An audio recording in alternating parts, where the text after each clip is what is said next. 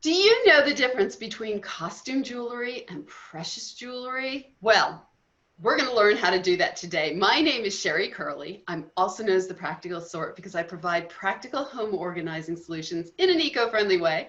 I'm also an organizing motivator, speaker, and writer. And I am here today with Gina the Gemologist. She is a jewelry whisperer, which we'll hear more about later. She's a stylist and appraiser.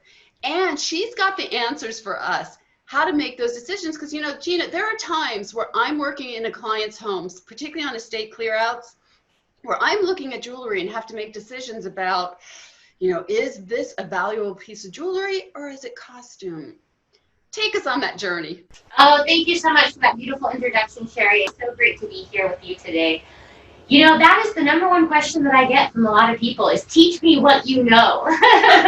Of course, and, you know, I really love helping navigate the world of is it real? What's the value? What do I do with it with clients? Because truthfully, over the last 19 years of my career, I've had the pleasure and honor of helping a lot of different people uncover those things. And while I'd love to give you a simple answer of, oh yeah, these are the 5 things you need to look for, that's how you tell value, there's actually like so many different things. And while I was taking my graduate gemologist program certificate at the Gemology Institute of America, I had the honor of grading 520 colored stones and correctly identifying are they natural, plastic, glue, glued together glass with part of it being assembled, as well as is it dyed, treated, heat treated, all of those different things. So my formal training has trained me to question everything and to know that there's always a method out there that's being used to replicate fine jewelry. Now I don't feel as ignorant, Gina, because I thought you just look at a piece of jewelry and go, yeah, diamond or rhinestone. I mean, Yeah. really? Wow. And that's really that's the common perception, like the common mainstream perception is that because I'm a gemologist, I can just look at a stone and tell you what it is. But there's actually 20 different tests that we use to correctly identify whether it's a natural diamond, synthetic diamond, whether it's glass, plastic, assembled, things like that. And there's clues that we put together so that we can say with certainty we feel that this is this, this, and this. But it's definitely something that there's an art to it, and there's a lot of treatments and there's a lot of different levels of jewelry coming into the market. So it sounds like this is more complicated than just looking at a piece and identifying it. And because, well, are there just easy clues that we can look for that can kind of get us on the right track? Yeah, like looking for a maker's mark or what we call a stamp, like a purity stamp. Most all fine jewelry is going to have some type of stamp.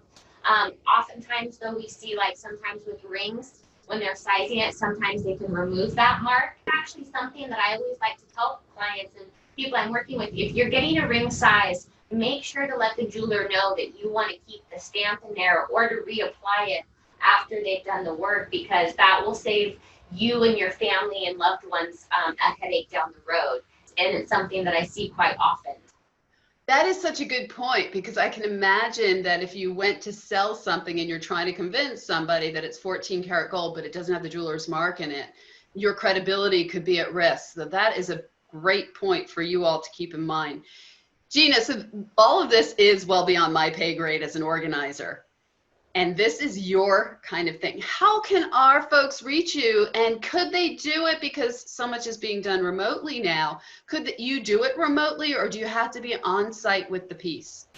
Yeah, depending on what it is that they're looking for, whether they're like if they're looking for an appraisal or to get it insured or possibly to sell it, it is something that I would need to see in person, just in terms of keeping the regulations of the appraisal and being able to see it, just so that way we hold the integrity of what an appraisal is, which means that I've seen it, touched it, and inspected it thoroughly. But here locally, I'm making appointments and I'm able to sit outside of people's homes on their patio. And then I do have some clients too that hire me to take it, grade it, and then bring it back to them so that they don't have to go downtown or go anywhere. And those are things that I have a special jewelry insurance and license to do so, and full safety precautions are in place along with a beautiful safe. So how are they going to find you, honey? Yes, so GinaTheGemologist.com or on Instagram at Gina the Gemologist. And Gina is spelled? Gina. So Gina the Gemologist, you know, first of all, before we go, I just want to thank you about bringing up appraisals, because guess what? We're going to do another video segment, and we're going to be talking about the importance of appraisals. And Gina, I know, has some really specific points about the use of appraisals and how to go about doing them. So thank you so much, Gina, and thank you all for watching. Bye-bye.